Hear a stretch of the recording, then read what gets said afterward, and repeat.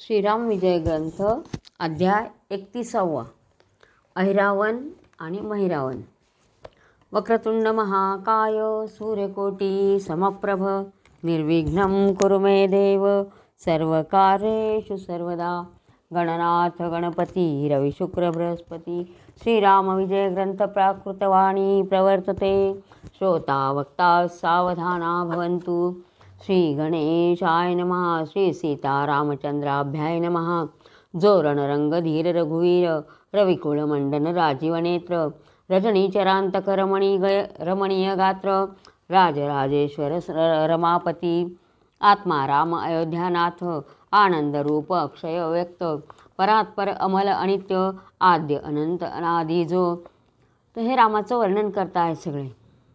जो कर्ममोचक कैवल्यदानी करुणा समुद्र कारमुक पाणी बंद छेदक कल्मश जाळुनी करी कल्याण भक्तांचे. असा जो राम आहे की ज्यांनी कोदंड हातात धरलेला आहे, असा कोदंडधारी राम भक्तांचं कल्याण करणारा असा तो, त्याची आपल्यावर कृपा आहे म्हणे. आणि आपले जे काही बंधन आहेत किंवा आपल्यामध्ये जे काही दोष आहेत तर ते जाळून भस्म करतो म्हणे. परमानंदा पुराण पुरुषा पद्मजात जनका पयोनिधी वासा पंकजनेत्रा परमहंसा पशुपती हृदय जीवना. पशुपती हृदय जीवन म्हणजे शंकराला आवडणारा किंवा शंकराच्या जवळ असणारा. मनमोहना मंगलधामा मुनिजन हृदया मेघश्यामा माया ते त्या मनविश्रामा मानव वेशधारका. असा मनमोहन मंगलधाम मेघश्याम असा जो आहे तो त्याने मनुष्यवेश धारण केलेला आहे म्हणे. दीनदयाळा दशरथनंदना दशमुखांतका दुष्टदलना दानवरिपो दारिद्र्यच्छेदना दशावतार वेशधारका. ज्याने 10 अवतार धारण केलेले आहे असा तो राम. 30 अध्यायी अनुसंधान. सुलोचना प्रवेशली अग्न यावरी 20 नयन चिंताक्रांत शोककरी. मागच्या अध्यायामध्ये सुलोचनेने अग्निप्रवेश केलेला आहे, सती गेली आहे ती इंद्रजिताबरोबर. आणि त्यानंतर रावण शोकांकित झालेला आहे आणि चिंता पण करतोय आणि शोकही करतोय. बंधुपुत्र पडिले रणी आता पाठी राखा न दिसे कोणी तो विद्युत जिव्मते क्षणी प्रधान बोलता झाला. आता तो विचार करतो, बंधू मुलं जे काय होते, भाऊ होते, मुलं होते, सख्य होते, सगळे गेले म्हणे. आता मी कोणाला, आता मला कोण आहे माझ्या मागे उभं राहायला, युद्धाला कोण तयार आहे म्हणे आता. तर तो त्याचा जो विद्युत जिव्ह म्हणून होता तो सांगतोय त्याला म्हणे. अहिरावण महिरावण पाताळी राहती दोघे जण ते कापट्य विद्ये करून राम सौमित्राने तील कालिके पुढे तत्काळी समर्पितील दोघांचे बळी. ऐसे ऐकता दशमौळी परम संतोष पावला. तर तो विद्युत जिव्ह होता तो सांगायला लागला, पाताळामध्ये अहिरावण आणि महिरावण दोघं राहतात म्हणे. तर ते फार कपटी आहेत म्हणे, त्यांच्याकडे कापट्य विद्या आहे आणि ते राम लक्ष्मणाला बरोबर नेतील आणि त्यांची जी देवी आहे कालिका तिच्या पुढे दोघांचे बळी देऊन टाकतील म्हणे, असं रावणाला सांगितलंय त्याने. रावणे पत्र पाठविले लिहून तत्काळ प्रगटले दोघे जण की ते काम क्रोधेची येऊन अहंकारासी भेटले. मग लगेच रावणाने पत्र लिहिलं आणि त्यांना बोलवलं. तर ते आले, जसे काही कसे भासत होते, जसे काही काम आणि क्रोध दोघं जण आले आणि हा रावण अहंकार, जसं काम क्रोध येऊन अहंकाराला भेटले. मग काय, त्या दोघांशी अलिंगून मयजापती करी रुदन इंद्रजिताचे वर्तमान दोघांप्रती निवेदिले. यावरी ते दोघे बोलत आतागत शोकते बहु असत सौमित्र आणि रघुनाथ रजनी माझी नेऊ आम्ही. मग रावणाने त्यांना दोघांना बघितलं आणि रडून सांगायला लागला की इंद्रजिताला त्यांनी लक्ष्मणाने कसं मारलं हे सगळं सांगायला लागला आणि शोक करायला लागला. तेव्हा ते दोघं सांगायला लागले, जाऊ दे म्हणे, आता शोक करून काहीच उपयोग नाही आहे, आता फक्त राम आणि लक्ष्मण त्यांना आम्ही आता रात्रीच्या रात्री घेऊन जातो म्हणे. मग वरकड सेनेचा संहार करावया तुम्हा काय उशीर ऐकता दशद्वय नेत्र परमसंतोष पावला. तो बिभीषणाचे दोघे प्रधान गुप्त रूपे गोष्टी ऐकून तिही पवन वेगे जाऊन कथिले रावणानुजासी. आणि मग म्हणे, मग आम्ही राम लक्ष्मणांना घेऊन जाऊ म्हणे आणि नंतर जे काही उरलेली सेना आहे तिचा तुम्ही वध करून टाका म्हणे, असं रावणाला ते दोघं अहिरावण महिरावण सांगतायत. तर ते हे ऐकलं कोणी, तर बिभीषणाचे गुप्त प्रधान जे होते त्यांनी या सगळे गुप्त गोष्टी ऐकून घेतल्या आणि गेले आणि त्यांनी बिभीषणाला सांगून दिलेलं आहे काय घडतं आहे ते. तेने नळ निळ जांबुवंत मारुती यास केले श्रुत हनुमंते पुच्छ दुर्ग अद्भुत सेने भोवतार चेला वेढियावरी वेढे घालून वज्रदुर्ग उंचईला गगणी वरी ठाई ठाई द्रुम पाणी गात बैसले सावध. आणि मग ते जे सैन्य होतं त्याच्या भोवती हनुमंतानी शेपटीचा इतका मोठा वेढा घातला आणि एक प्रकारचा दुर्ग तयार केलेला, अभेद्य असा किल्ला तयार केलेला आहे शेपटीचा. आणि त्याच्यावरती ते माकडं बसलेली आहेत. आणि निशा गहन ते काळी की काळपुरुषाची कांबळी की जगावरी खोळ घातली अज्ञानाचे अविद्येने निशी माझी पक्षी बहुत वणी वृक्षी नाना शब्द करीत रिसे वडवा घोळे तेथ ओळ कंबती शाखेवरी.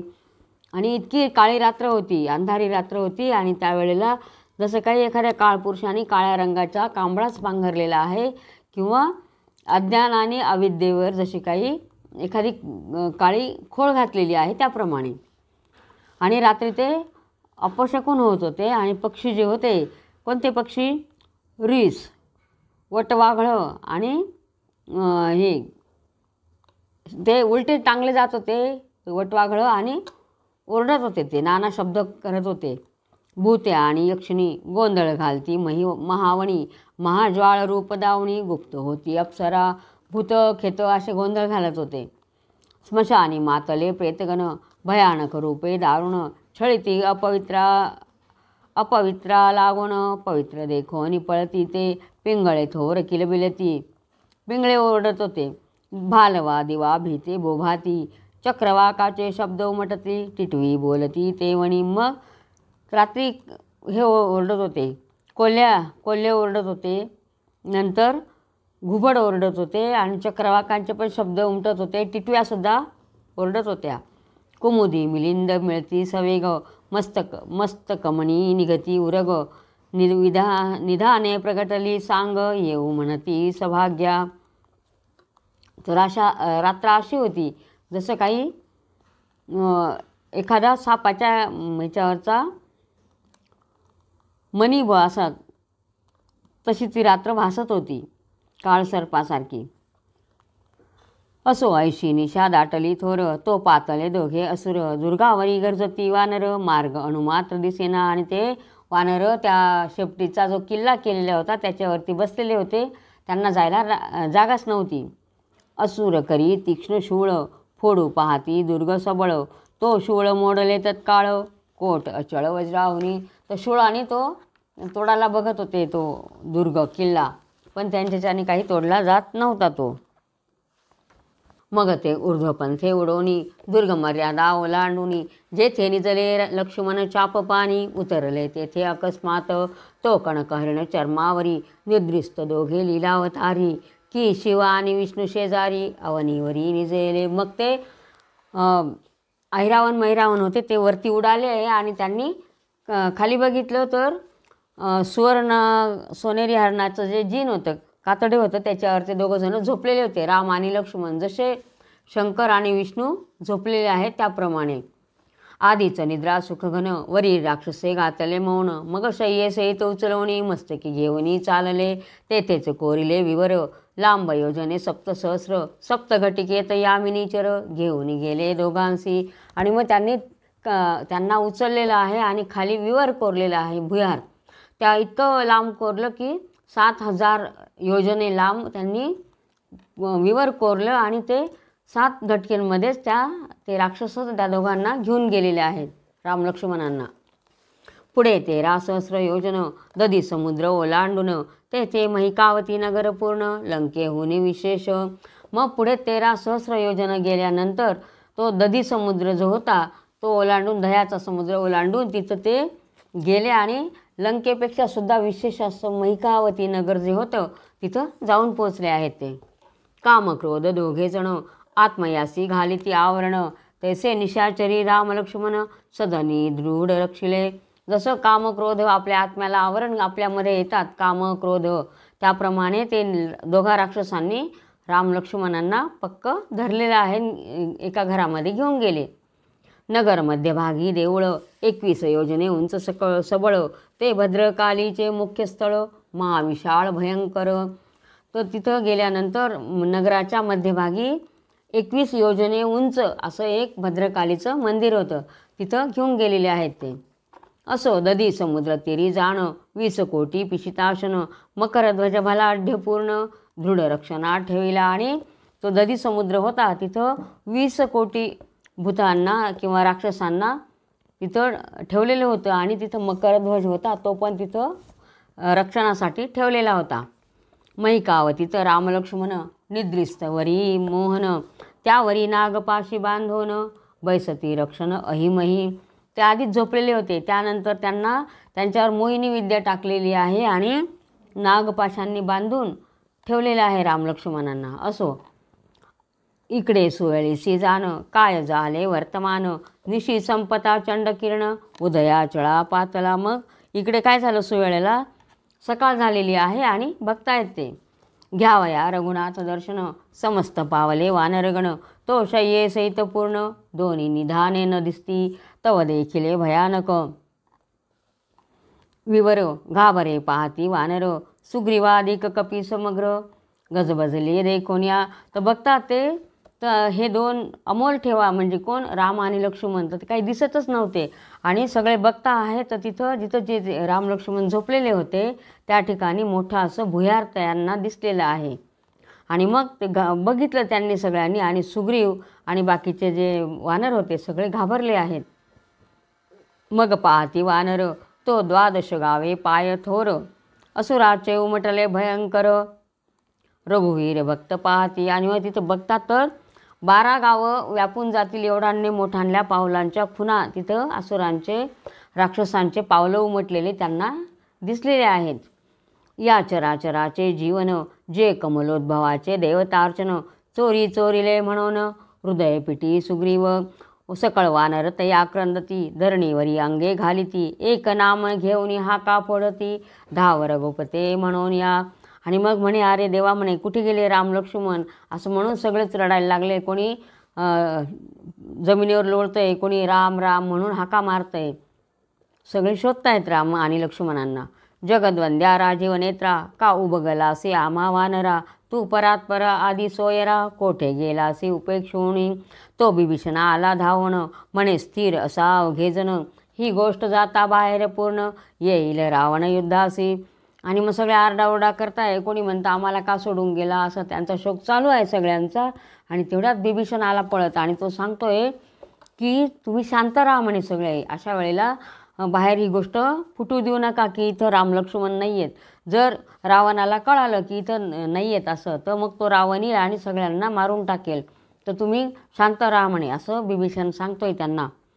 रामे विन सेना समग्र जैसे प्राणाविन शरीर तरी फुटो न द्यावा समाचार पुढे विचार करा आता. पिंड ब्रह्मांड तत्वांसहित शोधी जैसा सद्गुरुनाथ मग वस्तू निवडी शाश्वत सीताकांत शोधा तैसा. जसं प्राण गेल्यावर शरीर असतं त्याप्रमाणे झालेलं आहे म्हणे आता. पण राम नसल्यामुळे पण आता ही गोष्ट जर बाहेर जाऊ द्यायची नाही म्हणे. विचार करा आणि शांत राहा म्हणे. जसं पिंड आणि ब्रह्मांडामध्ये जसं आपण सद्गुरू शोधतो त्याप्रमाणे तुम्ही आता शोधा म्हणे ही राम लक्ष्मणांना. की धुळीत हरपले मुक्त झारा निवडी सावचित्त की वेदांतीचा अर्थ पंडित उकलोनिया काडी जेवी. जसं एखाद्या धुळीमध्ये मोती पडलेला आहे ते शोधण्याकरता आपण चाळणी घेऊन हळूहळू शोधतो त्याप्रमाणे तुम्ही आता शांत राहून यांना शोधा म्हणे. किंवा एखादे वेद आहे त्याचा अर्थ सापडत नाही तर एखादा पंडित असतो तर तो जसा ह्याच्याने उकलून त्याचा अर्थ सांगतो त्याप्रमाणे. की समुद्री पडले वेद की मत्स्यरूपे शोधी मुकुंद तैसा सीता हृदयाब्ज मिलिंद शोधोनिया काढावा. किंवा वेद समुद्रात पडलेले आहे आणि मत्स्याचं रूप घेऊन जसा विष्णू शोधतो आहे त्याप्रमाणे तुम्ही सुद्धा राम लक्ष्मणांना शोधा म्हणे. तुम्ही रघुपतीचे प्राणमित्र भगीरथ प्रयत्न करून थोर तुमचा प्रताप रोहिणीवर निष्कलंक उदय पाहू द्या. जसं भगीरथाने प्रयत्न करून भागीरथी आणली त्याप्रमाणे तुम्ही भगीरथ प्रयत्न करा आणि तुमचा पराक्रम दाखवा आणि शोधा म्हणे रामाला.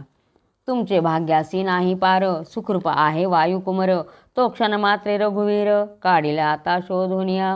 तुमचं एवढं भाग्य चांगलं आहे म्हणे की तुमच्याकडे मारुती आहे आणि तो तुम्हाला आता मदत करेल, तो शोधू लागेल म्हणे.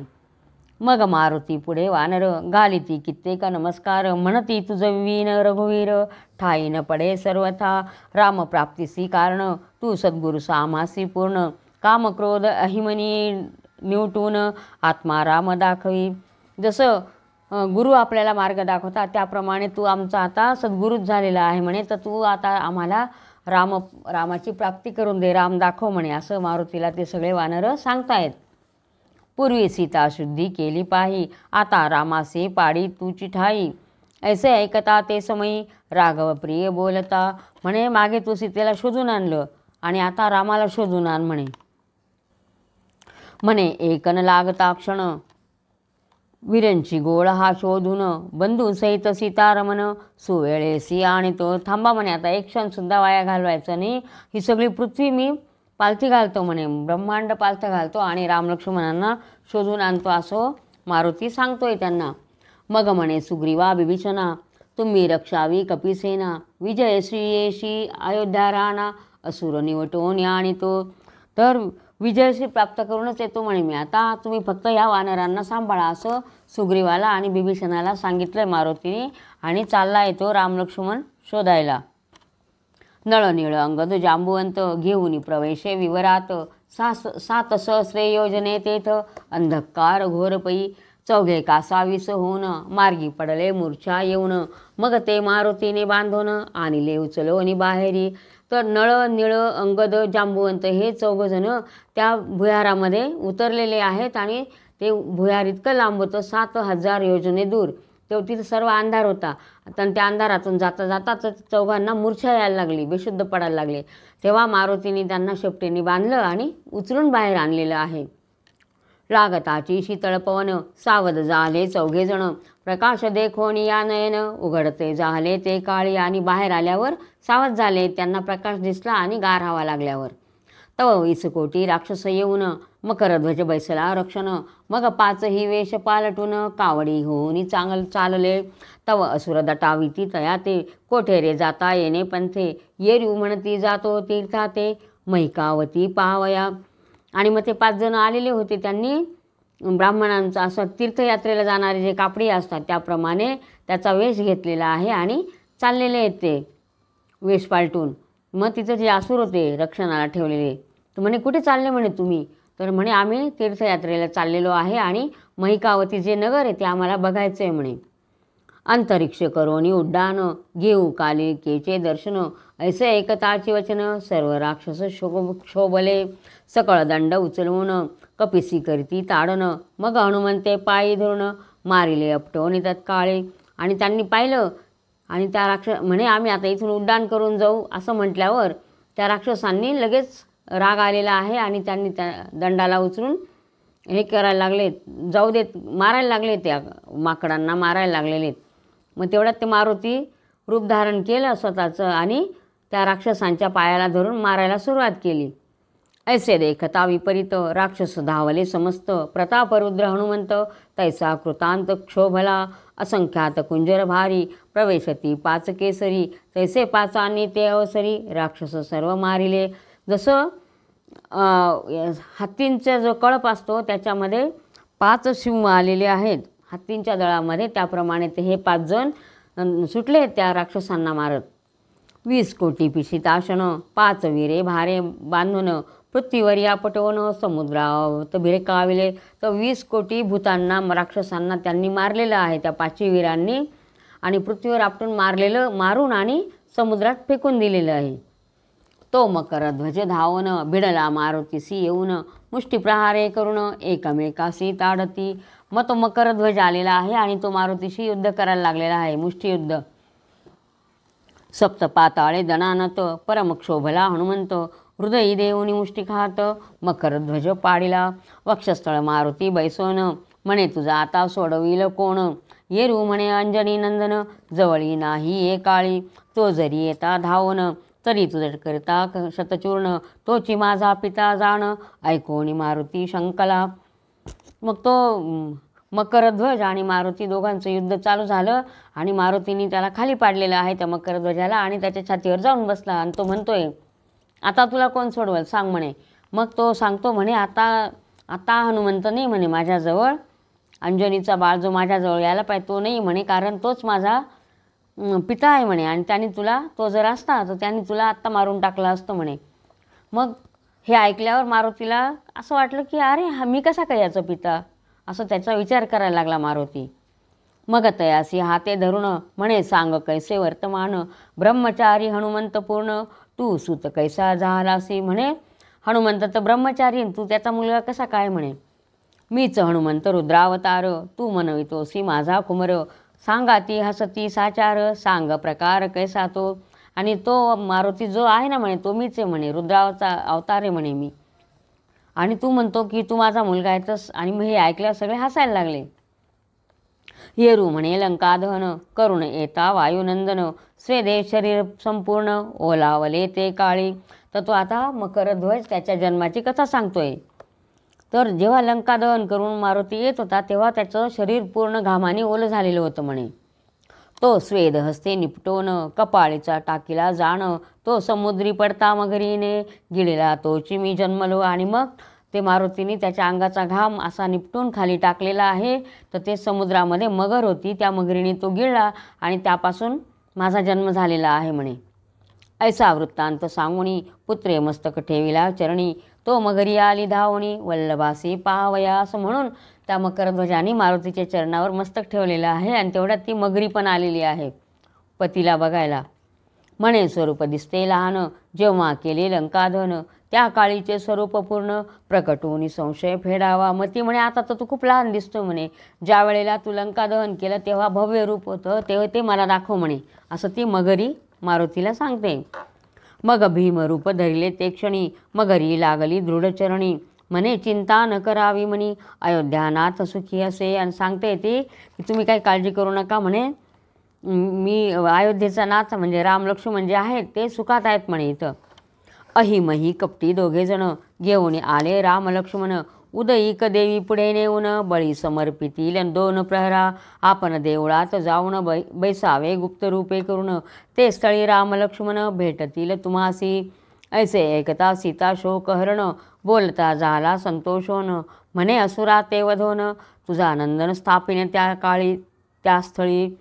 मग ती सांगते मगरी की अहिमयी हे जो 2 आहेत म्हणे ते फार कपटी आहेत आणि त्यांनी राम लक्ष्मणांना बांधून ठेवलेलं आहे. तर उद्या दुपारच्या वेळेला ते उद्या सकाळी ते देवीपुढे त्या दोघांचा बळी देणार आहेत म्हणे. तर आता तुम्ही असं करा म्हणे त्या देवळामध्ये आधीच गुप्त रूपाने जाऊन बसा म्हणे आणि ते जेव्हा राम लक्ष्मण घेऊन येतील तेव्हा तुमची भेट होईल म्हणे. ऐसे ऐकता सीता शोकहरण बोलता झाला संतोषोन म्हणे असुरा ते वधोन तुझा आनंदीने स्थापिने त्या काळी. ठीक आहे म्हणे, मी ह्या रामलक्ष्मणांना तर भेटेलच आणि त्यांचा वध आणि ह्या ऐरावण मैरावणाचा वध करून तुझा जो मुलगा आहे मकरध्वज तर त्याला ह्या मैरावणीचं हे देईल म्हणे, मैकावतीचं नगर ते त्याच्या राज्यावर मकरध्वजाला राज्याभिषेक करेल म्हणे, त्याला बसेल म्हणे. येरी म्हणे मैकावती नगर 13 सहस्रे योजने दूर आडवा समुद्र दुस्तर तरी विचार माझा ऐका. तर मैकावती नगर जे आहे तर 13,000 योजने दूर आहे म्हणे. 13 म्हणजे 30,000 योजने दूर आहे म्हणे. तर इतका लांब तुला कसं काय जाशी म्हणे, तर मी आता तुम्हाला तिथं पोहोचवते म्हणे. तुम्ही 5ही बलवंत बसावे माझे वदन नौकेत मैकावती सुनेवणी त्वरित पुढती आणि या स्थळात तुम्ही माझ्या तोंडात बसा म्हणे 5 जण, मी तुम्हाला सगळ्यांना तिथं नेऊन पोचत करते म्हणे, असं ती मगरी हनुमंताला सांगते. नळ निळ अंगद जांबुवंत ऐकता झाले भयभीत म्हणती मगर मिठी अद्भुत बक्षील उदगात नेऊनिया. मग ते नळ निळ अंगद जांबुवंत हे 4 होते ते मनात घाबरले. ते म्हणे ही मगराची मिठी म्हणे, ही जर पडली किंवा हिच्या मनात आलं तर पाण्यामध्ये घेऊन आम्हाला ही खाऊन टाकेल म्हणे ही. तरी मारुती ऐके वचन, आम्ही रक्षितो हे स्थान, तुझं वाचोनी सिंधुलंघन, सर्वथा नव्हे कोणासी.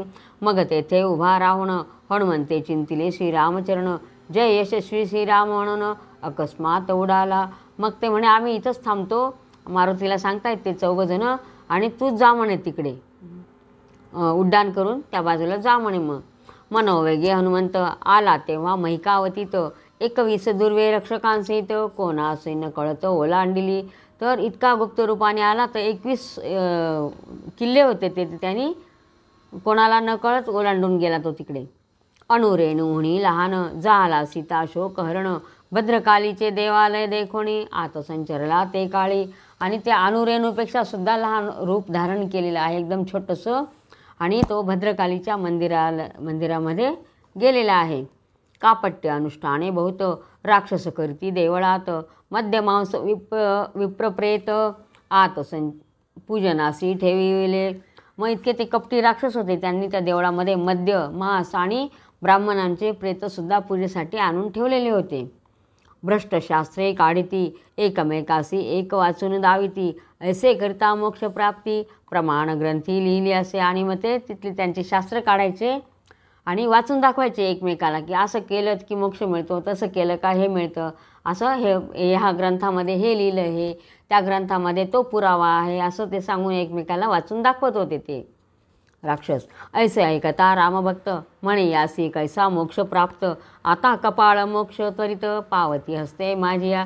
याने मारुती म्हणतोय मनामध्ये की यांना कशाचा मोक्ष, कशाचं काय म्हणे, थांबा आता तुमचा कपाळ मोक्षच करतो म्हणे, तुम्हाला आता मृत्यूलाच पाठवतो म्हणे, माझ्याच हाताने तुमचा कपाळ मोक्ष करतोय म्हणे. असो देवालयी जावणी महारुद्र, देवी उचलवणी सत्वर, नानीत टाकोणी द्वार, दृढ झाकिले हनुमंते. मग तो मध्ये गेला मंदिरामध्ये देवीच्या. त्या देवी मारुती देवीला उचललं आणि न्हाणी घर होतं त्याच्यामध्ये देवीचं, त्याच्यामध्ये झाकून दिली तिला. वज्र कपाटे देऊन आपण बैसला देवी स्थानी, सर्वांगी शेंदूर चर्चुनी, झाला भवानी हनुमंत. त्या देवीला न्हाणी घरात टाकून दिलं आणि देवीच्या जागेवर स्वतः जाऊन बसला, अंगाला शेंदूर लावून घेतलेला आहे आणि जसं काही देवीचे असं तसं रूप घेऊन बसलेला आहे. देवी मारुतीकडे पाहत, तो भयानक रूप दिसे अद्भुत, जैसा हरणीचे गृहात महाव्याघ्र प्रवेशला. तर ती देवी त्याच्याकडे बघते मारुतीकडे, तर तिला तो जसा काही हरणीच्या कळपामध्ये वाघ शिरलेला आहे असं वाटत होतं. आणि असा तो मारुतीकडून बघून तिलासुद्धा भीती वाटत होती देवीला. तो येरीकडे असुर बहुत, षड्रस अन्नांचे पर्वत, पूजा सामुग्री अद्भुत, घेऊन तेथे पाहतले. तो वज्र कपाटे दिधली, तीन उघडता कदा काळी, एक म्हणती देवी क्षोभली, म्हणून स्तुती करता ती. आणि मग ते देवीच्या तिथे जे दारं लावलेले होते तर इकडे आणि पक्के लावलेले होते आणि सांगितलं. आणि देव हे म्हणतात राक्षस स्तुती करत होते, हे दारं का उघडत नाही, का दारं उघडत नाही म्हणून. आणि ते स्तुती करताय देवीची राक्षस.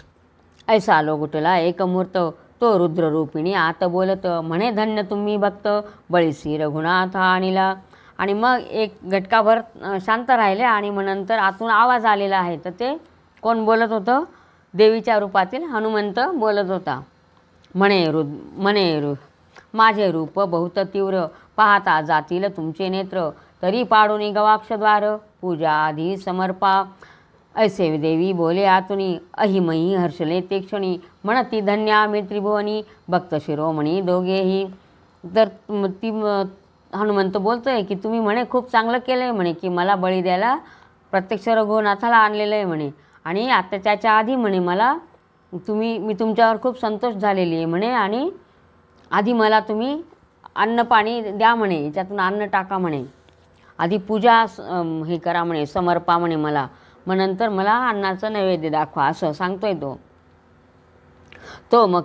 मग देवळ मस्तकी विशाळ, गवाक्ष पाडिले तत्काळ, पंचामृताचे घट सजळ, स्नाना लागी होतले. मग त्यांनी तिथं एक असं छिद्र्यासारखं केलेलं आहे आणि झरोका केलेला आहे आणि त्याच्यामधून पंचामृताचे घट ओतत होते ते स्नानासाठी. तो मुख पसरुणी हनुमंत, घटघटा प्राशी पंचामृत, पाठी शुद्धोदक ओतित, प्रक्षाळले मुखतेने. मग ते घडेच्या घडे ओतत होते पंचामृताचे आणि हा मारुती पित होता आणि मग ते पिऊन झालं मग परत शुद्धोदक म्हणजे चांगलं पाणी जेव्हा टाकता तर त्यांनी ते पाणी टाकलं, मग त्याच्याने तोंड धुवून टाकलं मारुतीने. धूप दीप सुवास ये समयी देवीस म्हणे हे घे तू घेई, सवेच म्हणे भक्ता लवलाही नैवेद्य झडकई येऊ द्या. मग धूप दाखवला, दीप दाखवला, सुवास पसरवला, सगळं त्यांनी केलेलं आहे त्या राक्षसांनी. मग नंतर त्या भक्तांना सांगितलं आता नैवेद्य आणा म्हणे. मग भरोणी विशाळ पात्रे अन्य होती ती एकसरे, जय जय देवी म्हणून गजरे असुर सर्व गरजती. आणि मग देवीचा जय जयकार करून अन्नाचे पात्रच्या पात्र भांडेच्या भांडे ओतत होते तिथं त्या झरोख्यामधून. सव्य अपसव्य हस्ते करुणी स्वाहा करीत रुद्ररूपिणी, जैसा दावाग्नी चेतलावणी तो नाना काष्टे भक्षित. मग उजव्या हाताने डाव्या हाताने आणि असं करत मारुती पटापट ते सर्व खात होता. जसं एखाद्या अग्नीमध्ये लाकडं टाकल्यावर ते कसे धडाधडा पेटतात त्याप्रमाणे मारुती पटापटा ते खात होता. पंचभक्ष परमान्न बहुत रंगाचे ओदन, शाखा लवण शाखा आणून असंख्यात रिचविती. दधी दुग्ध घृत नवनीत याचे पाठ सोडिले बहुत, जैशा वर्षा काळी सरिता धावत समुद्रासी भेटावया. तर त्यांनी काय काय बनवलेलं होतं, सर्व भाज्या कोशिंबिरी असंख्यात अशा टाकत होत्या. दूध दही घृत म्हणजे तूप, लोणी नवनीत म्हणजे लोणी, असे सगळे ओतत होते तिथं. पुजारे लोहदंडे घेऊन मोकळी करती तेव्हा नाहनी, प्रसाद बाहेर यावा म्हणून प्रयत्न करती बहुसाल. तर तिथं अशी पद्धत असेल की प्रसाद टाकल्यानंतर नाहनीच्या त्या याच्यामधून प्रसाद बाहेर येतो, मग तो लोकांना वाटायचा असं येत होतं. पण मग ते दांडी घालून ते मोकळं लोखंडाची सळई घालून ते नाहनीची रस्ता मोकळा करत होता की याच्यातून प्रसाद बाहेर येईल म्हणून. तव तेथे देवी बैसली भयभीत, तिजवरी लोहदंड आदळत, ती म्हणे संकट बहुत मज येथे ओढविले. असुर्या आणले दशरथ सुत, नैवेद्य ग्रासितो हनुमंत, मज ताडन होय येत कोणासी अनर्थ सांगू हा. आणि मग तिकडून तो टोचायचा पुजारी, हिला टोचत होतो. ती मनात म्हणते हे इथं संकट आलेलं आहे म्हणे, ह्या राक्षसांनी राम लक्ष्मणांना आणलं आणि इथं नैवेद्य कोण खातो आहे तर मारुती म्हणे, आणि मला उगाच मार बसून राहिलेला असं ती म्हणते. असो नाहनी मोकळी केली असुर, परी काहीच नये बाहेर, म्हणती आजी देवीने समग्र ग्रासिले हाच निर्धार. मग ते म्हणतायत की अरे हे तर सगळं देवीच खाल्लेली म्हणे, खरंच देवी आपल्याला प्रसन्न झालेली आहे बरं का म्हणे, याच्यातून काहीच प्रसाद बाहेर येत नाही आहे म्हणे, आपण इतका प्रसाद टाकला वरून पण काहीच येत नाही आहे. वृद्ध असुर बोलत कैसी देवी मांडीला अनर्थ, ही चोरणी आणीला रघुनाथ बरवा अर्थ दिसेना. मग ते म्हातारे असुर जे होते राक्षस ते म्हणत होते कशाचं म्हणे देवीचा प्रसाद येईल म्हणे, यांनी खूप वाईट केलेलं आहे म्हणे की प्रत्यक्ष राम चोरून आणलेला आहे म्हणे बळी द्यायला, तर हे सगळं हे काही चिन्ह बरं दिसत नाही म्हणे आपल्याला. रावणे चोरिली सीता सुंदर, तेथे अकस्मात आला एक वानर, तेने नगर जाळूनी समग्र केला संवार बहुतांचा. तैसेसे मांडले येथ ऐसे बोलणी बुद्धिमंत, निज स्थानासी चरित जाते झाले ते काळी. मग म्हणे रावणाने सीतेला आणलं आणि तिथं एक वानर आला आणि त्यांनी सगळी लंका जाळून टाकली म्हणे, आणि आता ह्या लोकांनी तर रामांनाच आणलेले म्हणे, आता इथं काही चांगलं होणार नाही असं म्हणून काही काही तिथून निघून गेले. असो इकडे अन्नाचे पर्वत ओतिता असुर भागले समस्त, परी देवी नवेची तृप्त पुरे न म्हणे सर्वता. मग इतकं अन्न टाकलं तरीसुद्धा देवी काही म्हणत नाही पुरे असं म्हणून ते विचार करतायत. अन्नाचे पर्वतच्या पर्वत ओतले तरीसुद्धा भूक काही भागत नाही म्हणे देवीची. मग घातले शुद्ध जळ सवेची अर्पिले तांबूळ, तेव्हा हा कफोडही प्रबळ रुद्ररूपिणी बोली तसे, म्हणे मी तुष्टले आजी पूर्ण तुम्हासी अक्षय पद देईन, तुम्ही आणि लंकापती रावण करीन समान दोहींचे. मग चांगलं पाणी ओतलं, नंतर मग तांबूल म्हणजे विडा टाकलेला आहे तिच्यासाठी. मग तेव्हा खालून देवी रुद्ररूपिणी म्हणजे मारुतीच्या रूपातली देवी म्हणत होती की मी आज पूर्ण तृप्त झाले म्हणे, आता तुम्हाला अक्षयपद देईल म्हणे, जसं लंकेच्या रावणाला दिलं त्याप्रमाणे तुम्हाला दोघांना पण देईल म्हणे. माझी प्रसन्नता लवलाया आताच येईल प्रत्यया, ऐसे शब्द देवीचे परसोनिया शहाणे चालले गृहासी. आणि मग त्यांनी ऐकलं देवीचं बोलणं आणि त्यांना प्रसन्न झाले ते आणि चालले घरी. देवी म्हणे या उपरी राम सौमित्रा आना झडकरी, सगळेची घाला देवळा भितरी, या उपरी कौतुक पहा मग तुम्ही. आणि मग लवकर ते राम लक्ष्मणांना पण आणा, अख्खेच्या अख्खे टाका म्हणे वरून. आणि मग बघा म्हणे काय होतं ते. सच्चिदानंद रघुवीर, ज्याची या स्वरूपा नाही पार, जो वेदशास्त्रासी अगोचर, त्यास गिळीन सगळाची. तर त्यांना सगळं त्यास अख्खच्या अख्खं टाका म्हणे, कापून नका टाकू. म्हणजे मग त्यांना जे वेदशास्त्रांनी पूर्ण व्यापलेले आहे, त्यांच्यामध्ये वेदशास्त्र संपन्न आहे ते, तर त्यांना मी अख्खच्या अख्खं गिळेल असंच टाका म्हणे. ऐसे शब्द ऐकोणी देवीचे, हर्षळे मही अहिमही दोघेजण, 20 असुर चालले घेऊन, राम लक्ष्मण आणावया. मग त्या अहिरावणा मैरावणाने देवीचं बोलणं ऐकलं आणि 20 राक्षसांना बरोबर घेतलं आणि राम लक्ष्मणांना आणायला चालले ते. रवी कोळीची निधाने दोन्ही, ठेविली नागपाशी आकर्षुनी, ती सोडावया ते क्षणी, रथासी दृढ बांधिले. मग काढिले मोहनास्त्र, सावध झाले राम सौमित्र, राजवाक्ष उघडवणी नेत्र, तो सभवते असुर दाटले. आणि मग त्यांनी त्यांच्यावर मोहनास्त्र जे टाकलेलं होतं ते काढलं आणि तेव्हा राम लक्ष्मणांनी डोळे उघडले. पाहता तर त्यांना दोघांना रथाला बांधलेलं होतं आणि नागपाशांनी पण बांधून ठेवलेलं होतं. ते डोळे उघडून बघतायत दोघंजण, तर त्यांच्या भोवती सगळे राक्षस उभे आहेत.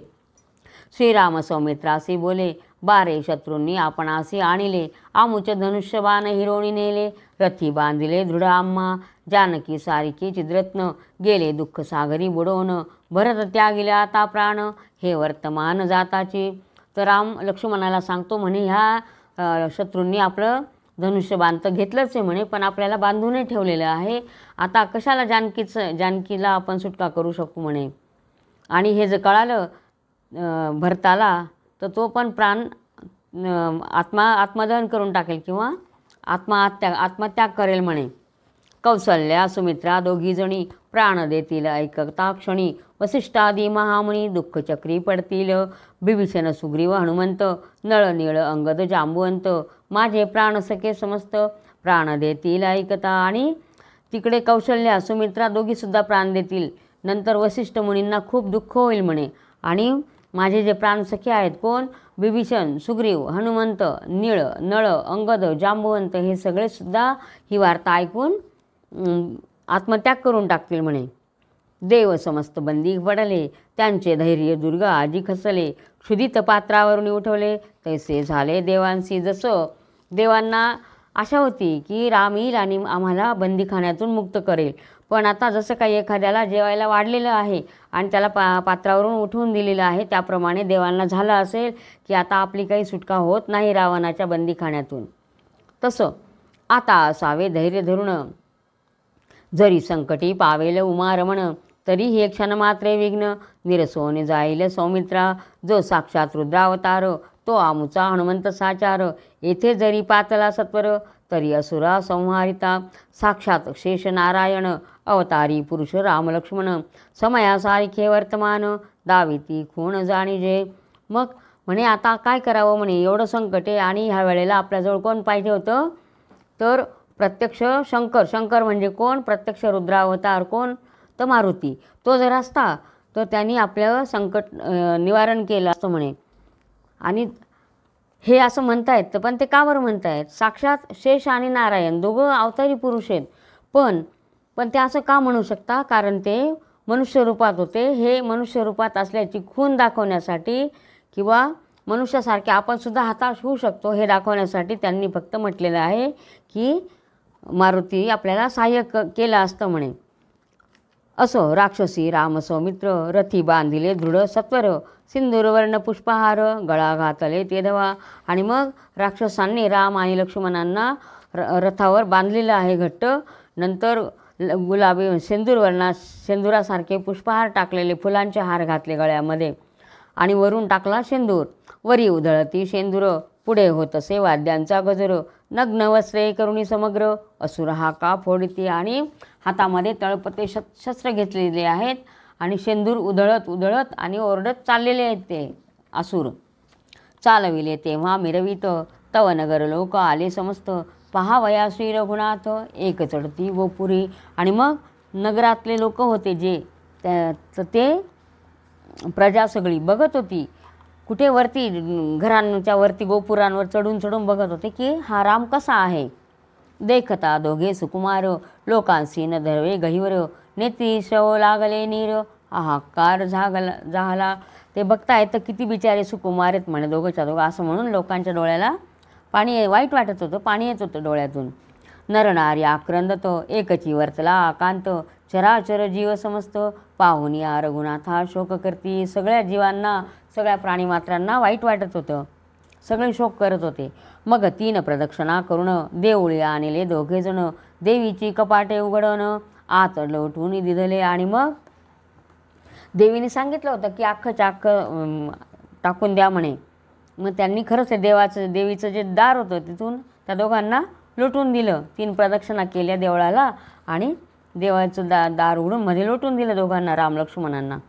कपाटे देऊन पुढती राक्षस गोंधळ घालती हाती दिवट्या घेऊन नाचती. मग मध्यप्राशिती उन्मत्त तर देवळामध्ये टाकून दिलं आणि हातामध्ये त्यांनी दिवट्या घेतल्यात राक्षसांनी आणि नाचायला लागलेले आहेत आणि दारू प्यायचे. इकडे देवळात रामलक्ष्मण पाहती देवीसी विलोकोन तव तिने पसरिले वदन मुख जैसे काळाचे. हा कधी दली भयंकर म्हणे तुम्ही दोघे राजपुत्र तुम्हासी इळीन सत्वर तरी स्मरा कुळदैवत. तुमचा प्राण सखा असेल पाही त्यासी चिंतावे देहांत समयी यावर तो जनक जावाई काय बोलता झाला. आणि मग ते बघताय तिथं देवीने मोठं तोंड पसरलेलं आहे आणि सांगते तुम्ही दोघं राजपुत्र आले म्हणे, आता तुम्हाला मी अख्खंच्या अख्खं गिळते. आता तुमचं कोणी तुमची आता शेवटची वेळ आहे म्हणे, तर तुमचं देहांत समय शेवटची इच्छा म्हणतात तसं देहांत समयी तुम्ही जो कोणी तुमचे आवडता असेल प्राणसखा असेल त्याचं नाव घ्या म्हणे.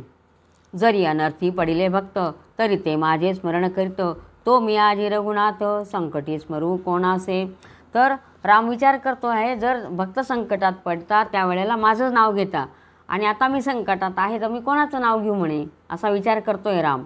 तरी माझी या प्राणांचा प्राण जीव लगा सखा वायुनंदन तो असता तरी विघ्न कदा न लागते आम्हासी. आता मारुती ऐसा स्नेह विशेष माये तुची करी का आम्हास की जननी पाळी बाळकास प्रीती बहुत धरोनिया. ऐकता रघुपतीचे वचन कपीचे नेत्री लोटले जीवन स्पंद स्पंदोनी वायुनंदन धरी चरण रामाचे. आणि मग राम विचार करतोय की आता कोणाचं स्मरण करू म्हणे मी, तर माझ्या प्राणांचा सखा आता तो कोण, तो देवीला सांगतोय की तो वायुनंदन म्हणजे मारुती असता तर त्यांनी आम्हाला मदत केली असती म्हणे. तर असा तू आम्हाला प्रेम दे म्हणे, मारुतीसारखा स्नेह दे म्हणे. आणि जसं आई बाळाला जवळ घेते त्याप्रमाणे तू तशी आमच्यावर प्रेम कर म्हणे. हे ऐकलं आणि हे सर्व मारुती आधी हे करत होता, देवीच्या रूपात बसलेला आहे ना तो. तर हे रामाचं बोलणं ऐकून मारुतीच्या डोळ्यातून पाणी यायला लागलं आणि तो स्पुंदून रडायला लागलेला आहे आणि रामाच्या चरणावर डोकं ठेवलं आहे त्याने. तेने नयनोदके करुण प्रक्षाळले रामचरण मग तो सीता शोकर्ण रूप आपुले प्रकट करी. दृष्टी देखता हनुमंत प्रेमे दाटला रघुनाथ उठवण हृदय अलंगित काय दृष्टांत देऊ तेथे. आणि मग ते बघितलं तर समोर मारुती उभा आणि त्या मारुतीला बघून रामाला आनंदाश्रू आलेले आहेत आणि त्यांनी मारुतीला आलिंगन दिलेलं आहे. तर त्याचं वर्णन मी काय करू म्हणे, असं हे कवी म्हणत आहेत.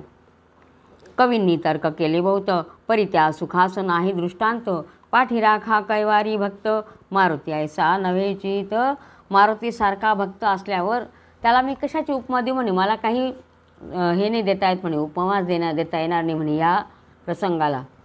मारुतीस म्हणे रघुवीर म्या घेतले अनंत अवतार परी तुझे न विसरे उपकार कल्पांती ही हनुमंता.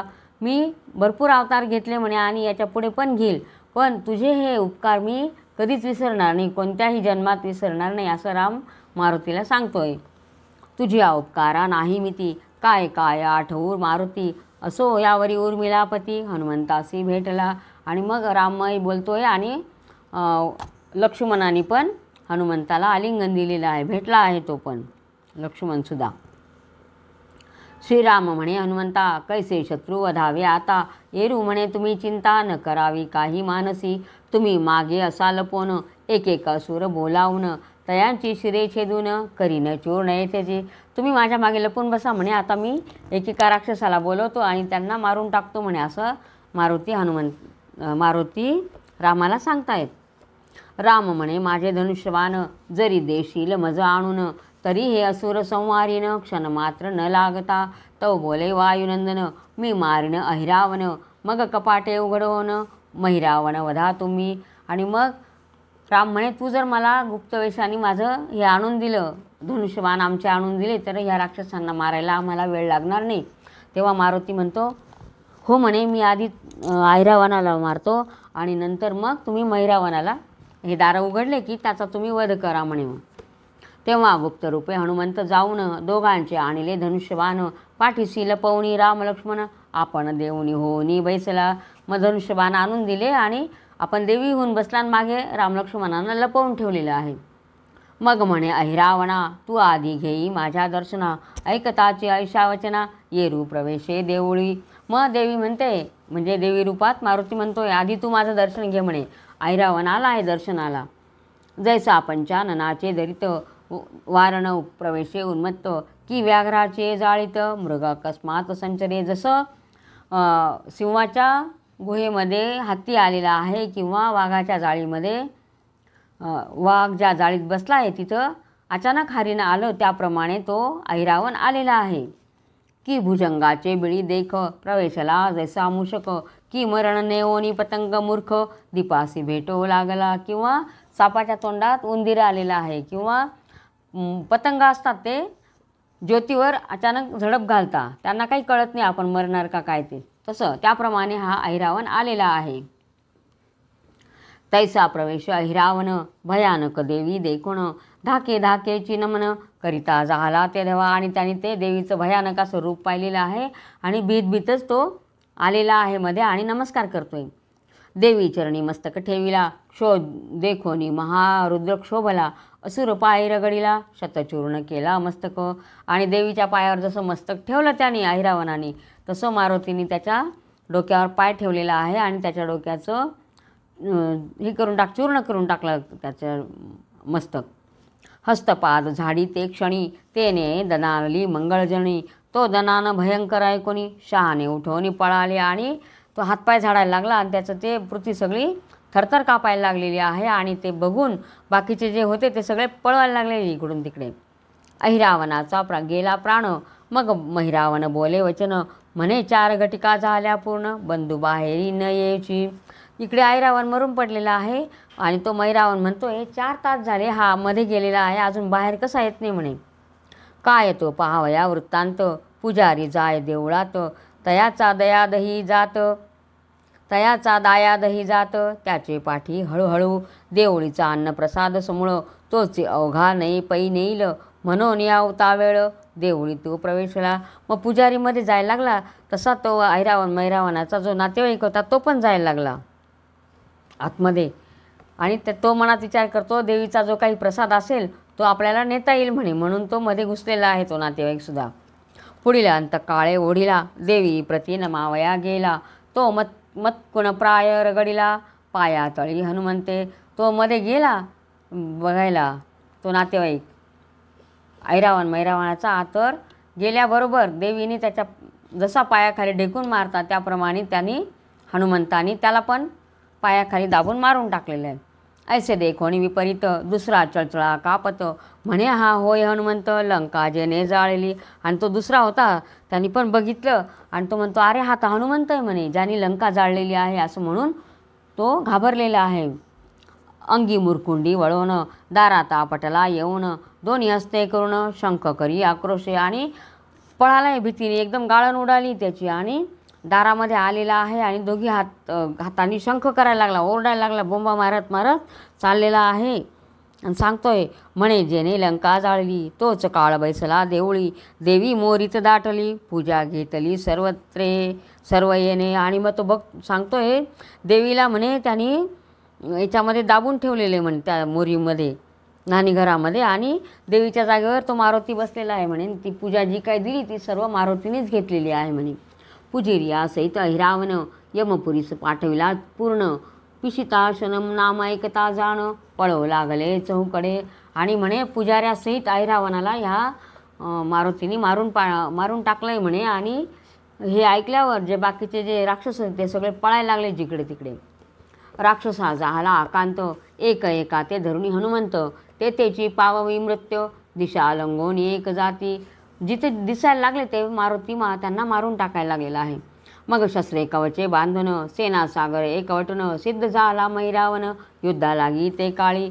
मग त्याला कळाल्याबरोबर त्यांनी लगेच शस्त्रास्त्र घेतले, सगळे बांधून घेतलेले आहे. त्या सेना आणलेली आहे सर्व आणि लढाई करायला आलेला आहे तो. म्हणे बाहेर ये रे मरकटा कोठे प्रवेशशील महाधीटा. आजी मृत्यूपुरी ज्या वाटा रामासहित लावीन तू ते. तो देवळा माझी वायुपुत्र स्कंदी घेत राम सौमित्र. की ते विष्णू कर्पूर गौरव एका वाहनी बैसले. की शशी आणि दिनपती बैसले दिसती एकरथी. की इंद्र आणि वाचस्पती एके वाहनी आरूढले. तैसे दोघे स्कंदी घेऊन बाहेर निघे वायुनंदन. पाद प्रहारे करून कपटे फोडिले तत्काळी. मग तो मैरावण आला युद्धाला आणि सांगतोय तू बाहेर ये म्हणे माकडा, तुझ्या सहित राम लक्ष्मणांना मी आता यमपुरीला पाठवतोय म्हणे. असं म्हणून युद्धाला आलेला आहे तो. मग आणि लगेच मग हनुमंतानी राम लक्ष्मणांना खांद्यावर घेतलेला आहे आणि तो निघतोय बाहेर. तर कसा, जसं त्याच्या खांद्यावर विष्णू आणि शंकर बसलेले आहे त्याप्रमाणे ते दोघं राम लक्ष्मण दिसत होते. किंवा चंद्र आणि सूर्य बसलेले आहेत असं वाटत होतं. किंवा इंद्र आणि गुरु बसलेले आहेत असं वाटत होतं एका रथावर. तसे ते दोघंजण राम आणि लक्ष्मण हनुमंताच्या खांद्यावर बसून बाहेर आलेले आहेत. आणि मग ते दारं उघडण्यासाठी मारुतीने लात मारली, ते तोडलं आणि सगळे बाहेर येत आहेत. बाहेर प्रगटता अंजनी बाळ पुच्छे उडवणी या देऊळ. आकाशी भिरकावी सकळ जेवी बाळ कंदुक फेकी.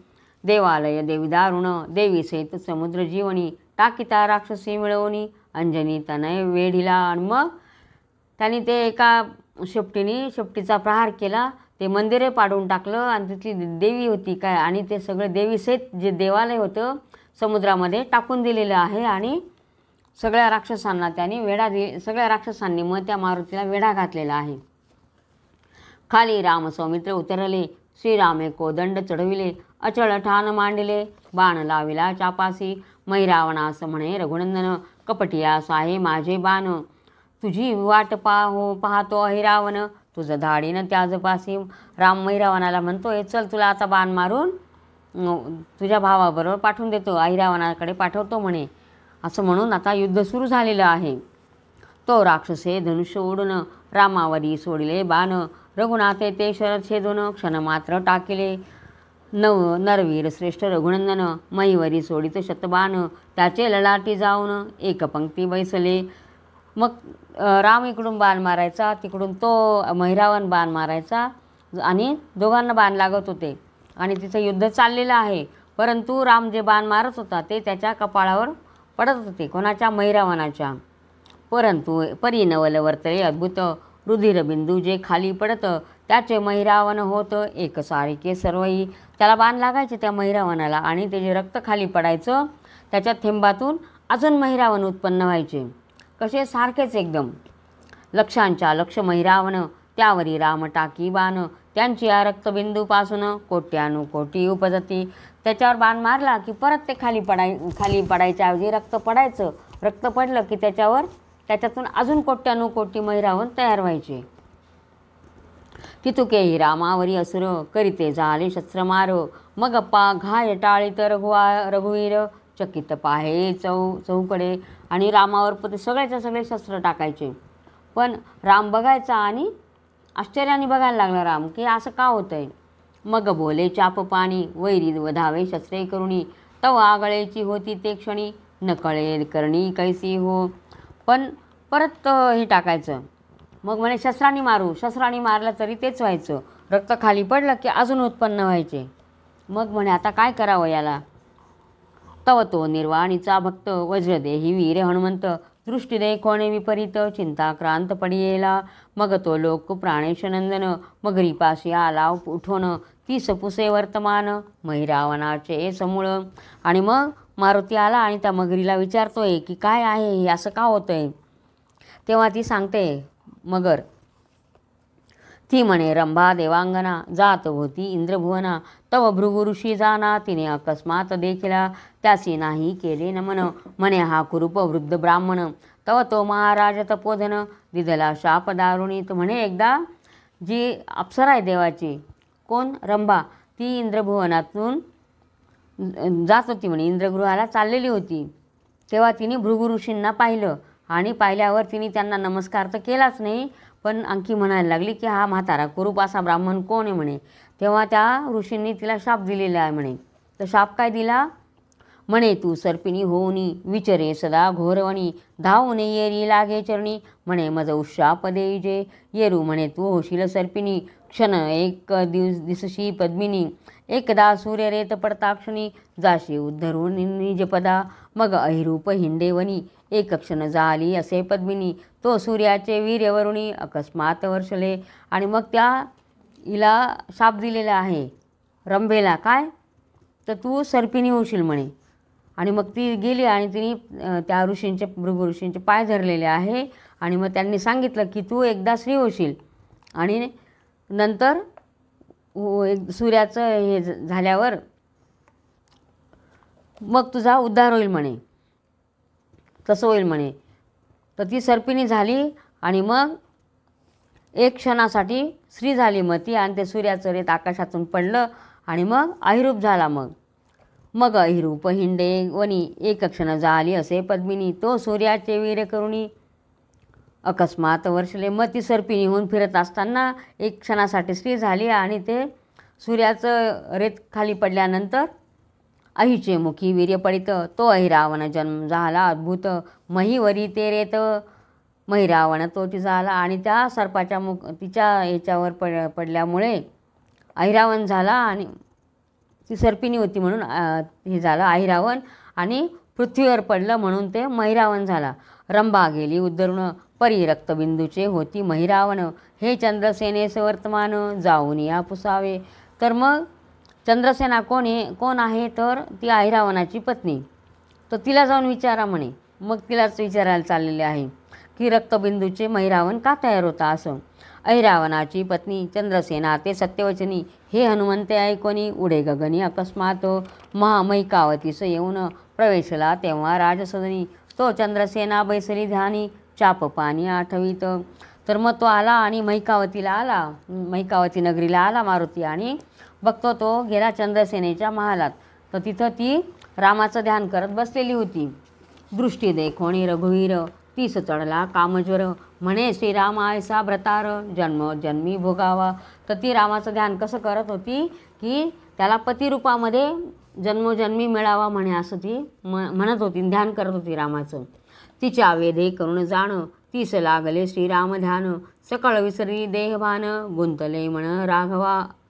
तर तिला इतकं ध्यान लागलं होतं रामाचं, ती सगळं देहभान विसरून रामाचं ध्यानामध्ये गुंतलेली होती. तव ती जवळी आला हनुमंत, म्हणे हस्त टाळ्या वाजवीत, येरी नेत्र उघडोनी पाहत, तव तो रामदूत देखिला. आणि मग तिच्या जवळ गेला तर ती ध्यानात होती आणि मग हनुमंताने टाळ्या वाजवून तिला जाग केलेलं आहे. तेव्हा ती बघते हनुमंताकडे डोळे उघडून. हनुमंत करुणी नमन, सांगे सर्व वर्तमान, पुराण पुरुष रघुनंदन, परमसंकटी पडियेला. येरी म्हणे हे वर्तमान, तुझं अवघे मी सांगेन, माझा मनोरथ पूर्ण, जरी तू सिद्धी पावविसी. मग ती म्हणते, हनुमंत सांगतोय राम संकटात पडलेला आहे म्हणे, तर तुम्हाला सांग म्हणे असं का होतंय आहे. रामप्रिय म्हणे अवश्य, येरी म्हणे देई भाष, पुढील कार्य जाणोनी विशेष, प्रमाण दिधले हनुमंते, येरी म्हणे ऐकवचन, सुरत सुखे रघुनंदन, एकदा तरी भोगीन, म्हणून भाष घेतली. म्हणे मी तुला सांगते म्हणे, पण तू एकदा माझी आणि रामाची भेट घालून दे म्हणे, तुम्हाला वचन दे म्हणे, असं तिने मारुतीकडून वचन घेतलेलं आहे. आणि मग ती सांगते आता काय झालं ते, हे महिरावण का उत्पन्न होतात ते सांगते. मारुतीने तिला शब्द दिलेला आहे. आता रामासी होईल जय प्राप्त, तो ऐका सावध वृत्तांत, महिरावणे तप अद्भुत, करुणी शिव तोषविला, हा वर मागितला त्वरित, युद्धसमयी वर्षावे अमृत, ऐक्य होता सुधारस रक्त उद्भवती महिरावण. तर म्हणे तो महिरावण जो आहे त्याने तप करून शंकराकडून वर मागितलेला आहे. काय वर मागितला? जेव्हा मी युद्ध करेल त्यावेळेला अमृत टाकायचं म्हणे वरून, आणि अमृत जेव्हा आलं, अमृत आणि रक्त एकत्र जेव्हा होईल तेव्हा परत महिरावण जिवंत व्हायचा आणि अनेक तयार व्हायचे. असं भ्रमणमाळा ज्या शिवकंठा त्या पाताळा जाती उठा उठी. भ्रमरमाळा ज्या शिवकंठी त्या पाताळा जाती उठा उठी. अमृत चंचू भरुणी वृष्टी रक्तावरी करीती त्या. तर शंकराने त्याला वर दिलेला असल्यामुळे त्या शंकराच्या गळ्यामध्ये भुंग्यांच्या ज्या माळा आहेत, म्हणजे भ्रमरांच्या ज्या माळा आहेत, तर ते भुंगे म्हणे पाताळात जातात. ते याच्यामध्ये अमृत भरून घेतात त्यांच्या चोचीमध्ये भुंगे, आणि ते थेंबाथेंबाने त्या रक्तांच्या बिंदूंवर टाकतात, आणि त्याच्यातून ते रक्तामध्ये पडल्यामुळे तो महिरावण प्रत्येक वेळेला जिवंत होतो म्हणे. एकत्र होता रक्त अमृत महिरावण निपजती तेथ. ऐसे ऐकताची हनुमंत पाताळ धुंडीत गेला असे. आणि मग तो जातो पाताळामध्ये. त्याने ऐकलं मारुतीने आणि गेला पाताळामध्ये शोधायला. तो अमृतकुंड परम गहन तेथे लोकपाळांचे रक्षण. ते तोडीत वायुनंदन अमृताजवळी पातला. तर तिथं अमृत कुंड भरलेला होता, साठा होता तिथं. आणि मग तिथं मारुती गेलेला आहे आणि बघतो तर तिथं सगळे रक्षक होते. तो चंची भरुणी अपार असंख्यात जाती भ्रमर पर्वताय सेतयांचे शरीर केले चूर सर्वही. तर ते चोचींमध्ये पर्वता एवढाले भुंगे होते, ते चोची भरून भरून अमृत नेत होते वरती त्या महिरावणाच्या रक्तावर टाकायला. तर त्या सगळ्या भुंग्यांना यांनी मारून टाकलेले मारुतीने. त्या माझी श्रेष्ठ भ्रमर मेरू पर्वता ऐसे त्याचे शरीर क्रोधे धाविन्नला सत्वर वायू कुमार लक्ष्मीया. तर त्यांच्यात जो मुख्य होता तो मेरू पर्वतासारखा मोठा होता त्याचं शरीर, आणि त्यांनी बघितलं मारुतीला आणि तो धावलाय मारुतीला मारायला. हनुमंते मुष्टीघात दिदला भ्रमर पृथ्वीवरी पाडिला. पक्ष उपडिता ते वेळा काकुळती आला मारुतीसी. आणि मग मारुतीने त्याला एका मुष्टीघातात खाली पाडलं आणि त्याचा पंख जो होता तो उपटून टाकला, आणि त्याला मग तो मारुतीला शरण आलेला आहे. म्हणे मज देई प्राणदान मी तुझ्या कार्यासी येईन. हनुमंते भाष घेऊन भ्रमर सोडिला त्या काळी. मग मारुतीने त्याच्याकडून वचन घेतलेलं आहे की तो भ्रमर म्हणतो मी तुला काय याच्यामध्ये मदत करेल म्हणे, तुला काहीतरी मी सहाय्य करेल म्हणे. असं म्हणून तो उडाला. तो सवेची उडाला तेथून राघवाजवळी येऊन. म्हणे आता ब्रह्मास्त्र घालून वैरी एकदाचे आटवावे. आणि मग त्यांनी सांगितलं आणि रामाला की ब्रह्मास्त्र टाक म्हणे, सगळे वैरी एकदाच मरून जातील. ऐसे बोलता वायुसुत रघुनाथ बाणी ब्रह्मास्त्र स्थापित. शर सुटताच समस्त भस्म झाला महिरावण. आणि मग मारुतीने त्या रामाच्या कानात सांगितल्याप्रमाणे रामाने ब्रह्मास्त्र घातल्याबरोबर तो महिरावण पण जळून गेलेला, मरून गेलेला आहे. जैसी होता ब्रह्मप्राप्ती संसार दुःखे वितळती की उगवता गभस्ती जेवी लपती तारांगणे. जसं आपल्याला ब्रह्मप्राप्ती झाल्यानंतर आपले संसाराचे जे दुःख असतात ते निघून जातात त्याप्रमाणे, किंवा सूर्य उगवल्यानंतर चांदणे लपून जातात त्याप्रमाणे. तैसे सुटताचे ब्रह्मास्त्र मुख्य रूप सहित असुर भस्म झाले समग्र जय जयकार सूर करती. जो मुख्य हे होता महिरावण होता त्याच्यासहित त्याचे जे काही उत्पन्न झालेले सगळे होते ते सगळे मरून गेलेले आहे, जळून गेलेले आहेत. पडली देखता मुख्य धूर पळो लागले ते असुर. हनुमंते पुच्छ समग्र सेने भोवती वेष्टिले. आणि जो योद्धा होता मुख्य तोच खाली पडल्यानंतर बाकीचे राक्षस सैन्य होतं ते सगळे पळायला लागलेले आहे. आणि मग ते मारुतीने त्यांना शेपटीने गुंडाळून घेतलेले. मग लोहार गळा घेऊन सैन्य झोडीत हे क्षणी कित्येक अंतरिक्ष ओढवणी राक्षस पळती ते तेव्हा शेपटीमध्ये गुंडाळले आणि एक लोखंडाची सळई घेतली, सगळ्या जोडायला लागलाय मारुती त्यांना. तो वरुण पुच्छे सत्वर बांधिले सर्व निशाचर सागरी बुडविले समग्र पुच्छे घुसळून आणले. सगळ्यांना गुंडाळलं शेपटीमध्ये, समुद्रात बुडवलं आणि आणलंय बाहेर परत. एक जाती दिशा लंगून तो पुच्छ येत तिकडून ब्रह्मांड व्यापिले संपूर्ण. पुच्छे करुणी हनुमंते मारुती केवळ ईश्वर याचे पुच्छासी नाही पार. ब्रह्मांडाबाहेरून समग्र आढेवेढे करी पुच्छ. इतकं मोठं शेपूट होतं मारुतीचं, कारण तो ईश्वराचा अवतार होता म्हणे. असो दशदिशा झुंडोन पुच्छे असुर आणले ओढून महिकावतीस जाऊन पुच्छरी घे घरोघरी. सगळे शोधून शोधून आणत होती ती शेपूट, राक्षसांना शोधून आणत होती. महिकावतीत जाऊन सुद्धा त्यांनी शोधून आणलेले आहेत मारुतीने. पुरुष काढोनी काढी बाहेरी, अर्गळा घाये चूर्ण करी. भ्रतारा लपवणी नारी, दारी उभ्या राहती. परी पुच्छ न सोडी साचार, गूढ स्थळावनी काढी असुर. आकांत वर्तला थोर, सांगती हेर चंद्रसेनेसी. आणि मग सगळे राक्षस तो शोधून शोधून मारायला लागला मारुती. आणि मग हे सगळे ते गुप्तहेर होते ते आले आणि त्या चंद्रसेनेला सांगितलेलं आहे. ती म्हणे घाला जानकीची आन, तेने निरसेल हे विघ्न. मग त्याची युक्ती करून जनसकळ वाचले. आणि मग ती सांगते जानकीची शपथ घाला म्हणे मारुतीला, तेव्हाच तो थांबेल म्हणे. आणि मग ती शपथ घातल्यानंतर मग त्यांनी हे थांबवलेला आहे मारुतीने. आणि सगळे जय जयकार करायला लागलेले आहे. जय जयकार करुणी सूर वर्षती पुष्पसंभार, राम सौमित्र वायुकुमार एके ठाई मिळाले. आणि मग देवांनी पुष्पवर्षाव केलेला आहे आणि राम लक्ष्मण आणि मारुती सगळे एकत्र आलेले आहे. काय शत्रुक्षयाचे कारण, उगेच निमाला महिरावण. सौमित्रासी म्हणे सीतारमण, तेने प्रत्युत्तर दिधले. एवढे शत्रू नष्ट झाले म्हणे, त्याचं काय कारण आहे म्हणे. उगाच गेले म्हणे सगळे म्हणे. हा महिरावण पण उगाच मेलेला आहे म्हणे.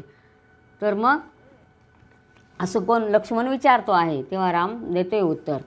मग म्हणे हनुमंते जाऊन, शत्रुक्षय होय जेणे पूर्ण. ते साधूने आला कारण, त्यासीच वर्तमान पुसा. म्हणे हे का झालेलं आहे तर मारुतीनेच केलं म्हणे सर्व. तर मारुतीलाच विचारा म्हणे काय झालं ते. मग मारुतीचे गळा सप्रेम, मिठी घाली श्रीराम. तो चिंता चक्री परम, पडला असे मारुती. मग राम म्हणे प्राणसख्या, का मुख गेले उतरवणिया. ते मज सांगलवलाया, म्हणून वदन कुरवाळी. आणि मग मारुतीला विचारताय की काय कारण आहे असं. मग मारुतीने रामाला मिठी मारलेली आहे, पण मारुती चिंताक्रांतच दिसतोय. मग राम विचारतो की तुझा चेहरा का उतरलेला, सांग म्हणे कारण. मग तेव्हा मारुती सांगतोय. मग हनुमंत वर्तमान, रामासी सांगे मुळी होऊन. चंद्रसेनेसी भाषदान, दृढ देवनी मी आलो. ऐकोणे हासे रामचंद्र, म्हणे बारे तू चातुर्य समुद्र. मी एक पत्नीव्रती वीर, हे तुझं काय न ठाऊके. मग मारुती सांगतोय म्हणे चंद्रसेनेला मी वचन देऊन आलेलो आहे की तुझी आणि रामाची भेट घालून दिला अशी म्हणे. मग राम म्हणे अरे तू असा कसा वीर म्हणे, तो तुला माहीत नाही का मी एकपत्नीव्रत आहे म्हणे माझं. तुझी भाषा नव्हे अप्रमाण, मजही न गमे दुर्व्यसन. तू चातुर्य मुकुटरत्न, युक्ती करून वारी हे. ठीक आहे म्हणे, तू हे परदारागमनाचं जे संकट आहे म्हणे ते आता आपोआप जाईल म्हणे. तू चतुर आहे म्हणे, तर आता तूच हे संकट निवारण कर म्हणे. मग चंद्रसेनेच्या गृहाप्रती आला तत्काळ मारुती, म्हणे आणि तो अयोध्यापती. मंचक दृढ घालिया का. आणि मग तो गेला मारुती आणि त्या चंद्रसेनेला सांगितलं म्हणे की मी आता रामाला घेऊन येतोय म्हणे. चंद्रसेना हर्षली चित्ती, दृढ मंचक घातला एकांती. सुमनसे जरचुनी युक्ती, नाना उपभोग ठेविले. मग बोले हनुमंत, मंचक मोडता अकस्मात्र. तरी न बैसे रघुनाथ, बोल मज न घाली. बोल मग मज नाही. चंद्रसेना म्हणे हनुमंता, मंचक न मोडे हा तत्वता. मग जो भ्रमर रक्षिला होता, तो आणिला गुप्त रूपे. आणि मग हनुमंताने तिला सांगितलं मी रामाला आणतोय म्हणे, पण जर राम तिथं पलंगावर बसल्यावर जर पलंग मुडला तर मग मला काही तू बोलू नको म्हणे. मग ती चंद्रसेना म्हणते म्हणे असा पलंग ठेवेल की तो मुडणारच नाही म्हणे. आणि असं म्हणून तिने फुलांची सेज केलेली आहे. आणखी नाना उपभोग जे असतील ते ठेवलेले आहेत तिथं आणि रामाची वाट बघते ती आता. रंभापत्र प्रमाण. मग आणि मारुतीने काय केलं, मग जो भुंगा होता तो त्याने सांभाळून ठेवलेला होता की, आणि मग तो भ्रमर बोलला होता की मी तुझ्या उपयोगी पडेल. तर मग त्या भुंग्याला त्याने आणलेला आहे मारुतीने गुप्तरूपाने. रंभापत्र प्रमाण पूर्ण, मंचक कोरी अवघा जाऊन. तेने तत्काळ आज्ञावनून, तैसाची कोरीला ते काळे. आणि मग केळीचं पान जसं पातळ असतं तेवढा पातळ त्यांनी कोरून तो पलंग केलेला आहे. आणि फक्त वरती हे ठेवलेलं आहे, एक पत्र्यासारखा तेवढा फक्त आवरण ठेवलेलं आहे आणि बाकी सगळा पलंग कोरून टाकला आहे त्या भुंग्याने. रंभापत्र प्रमाण पूर्ण, मंचक कोरी अवघा जाऊन तेने तत्काळ आज्ञा वंदून तैसाची कोरीला ते काळी चंद्रसेनेच्या गृही सत्वर हनुमंत्या आणिला रघुवीर मंचकी बैसता जगदुद्धार तत्काळ भग्न झाला. आणि मग चंद्रसेनेच्या घरी रामाला घेऊन आलेलेत मारुती आणि राम पलंगावर बसले आणि तो बसल्याबरोबर पलंग तुटून गेलेला आहे. उठोनी चालिला रघुनंदन एरी विलोकी दीनवदन वायुसुताकडे पाहून चंद्रसेना बोलत असे म्हणे कपटी तू वानर देख तू आची कोरविला मंचक शेवटी नेतो शिरगुणायक मनोरथ माझे न पुरता म्हणे. मग ती पाहते मारुतीकडे म्हणे तूच कपटी म्हणे तूच सगळं काहीतरी कपट केलेलं आहे आणि शेवटी रामाला तू माझी इच्छा पूर्ण न करताच तू घेऊन चाललेला आहे म्हणे. मी तुझं शाप देईन आता ऐकता कृपा उपजली रघुनाथा हस्त ठेवीत तिचे माथा म्हणे चिंता न करावी माझी ध्यानमूर्ती सुंदर हृदयी भोगी निरंतर पुढे सत्यभामा चतुर कृष्णावतारी होशील तू. मग ती शाप द्यायला लागली मारुतीला आणि ती शाप द्यायच्या आधीच रामाने तिच्या डोक्यावर हात ठेवलेला आहे आणि तिला सांगितलं की तुझी चिंता करू नको म्हणे माझी मूर्ती कायम तू ध्यानात ठेव माझं नित्य ध्यान कर म्हणे आणि मग ज्या वेळेला पुढच्या जन्मामध्ये मी कृष्ण होईल त्यावेळेला तू सत्यभामा म्हणून माझी पत्नी होशील म्हणे. ऐसे बोलता रघुनाथ ती तेथेची झाली समाधिस्थ पुढे महिकावतीस नृपनाथ मकरध्वज स्थापिला. आणि मग ती तिथंच समाधी लागली तिची आणि ती रामाचं ध्यान करायला लागली. आणि नंतर महिकावतीचं जे राज्य होतं त्याच्यावर राजा म्हणून मकरध्वजाला बसवलेला आहे. राज्याभिषेक केला आहे त्याचा. स्कंदी वाहून रामलक्ष्मण हनुमंत केले उड्डाण नळ निळ अंगद जांबुवंत पूर्ण तेही पुढे भेटले. आणि मग खांद्यावर रामलक्ष्मणांना बसून हनुमंत नळ निळ जांबुवंत सगळे त्याला भेटले आहे. अंगद जैसा उदय पावे आदित्य तैसा सुवेळेसी येत हनुमंत बिभीषण आणि किष्किंधानाथ सामोरे धावती दळभारेसी. जसा सूर्य उगवतो त्याप्रमाणे हनुमंत तिथं रामलक्ष्मणांना घेऊन आलेला आहे. आणि त्यावेळेला बिभीषण आणि सुग्रीव दोघंजणं पुढे धावत आलेले आहेत सैन्यांसहित. सुग्रीव आणि बिभीषण आले हनुमंतासी देखोनी म्हणती बारे हा देह वाळून तुझ्यावरून टाकावा. मत मारुतीला म्हणता की खरंच तू धन्य आहे म्हणे तुझ्यावरून देह वाळून टाकला तरी कमीच आहे म्हणे. सुग्रीव आणि बिभीषण आश्चर्य करती दोघेजण म्हणती धन्य धन्य वायुनंदन भरले त्रिभुवन प्रतापे म्हणे त्रिभुवनात तुझी कीर्ती झाली म्हणे. आता झाला एकची जय जयकार सर्वांशी भेटला रघुवीर हनुमंताचा प्रताप समग्र राजीव नेत्र वर्णे स्वही. या ब्रह्मांड मंडपात मारुती ऐसा नाही भक्त याचे प्रतापे आम्ही समस्त वानर धन्य झालो. ब्रह्मानंदे म्हणे श्रीधर अग्निपुराणी हे कथा सुंदर बोलला सत्यवती कुमर त्याची सारांशे कथी येले. आणि म्हणे हे सांगतायत की या ब्रह्मांडामध्ये मारुतीसारखा भक्त नाही म्हणे. आणि हे श्रीधर जे आहेत लेखक ते म्हणतायत अग्निपुराणामध्ये ही कथा जी लिहिलेली आहे ती कोणी व्यासमुनींनी हीच कथा लिहिलेली आहे. तर ती कथा मी तुम्हाला सारांश रूपाने सांगितलेली आहे म्हणे. स्वस्ती श्रीराम विजय ग्रंथ सुंदर संमत वाल्मिकी नाटकाधार सदा परिसोत पंडित चतुर एकत्रिंशतमोऽध्याय गोडहा. श्रीरामचंद्रार्पणमस्तु. श्रीराम जय राम जय जय राम. श्रीराम जय राम जय जय राम.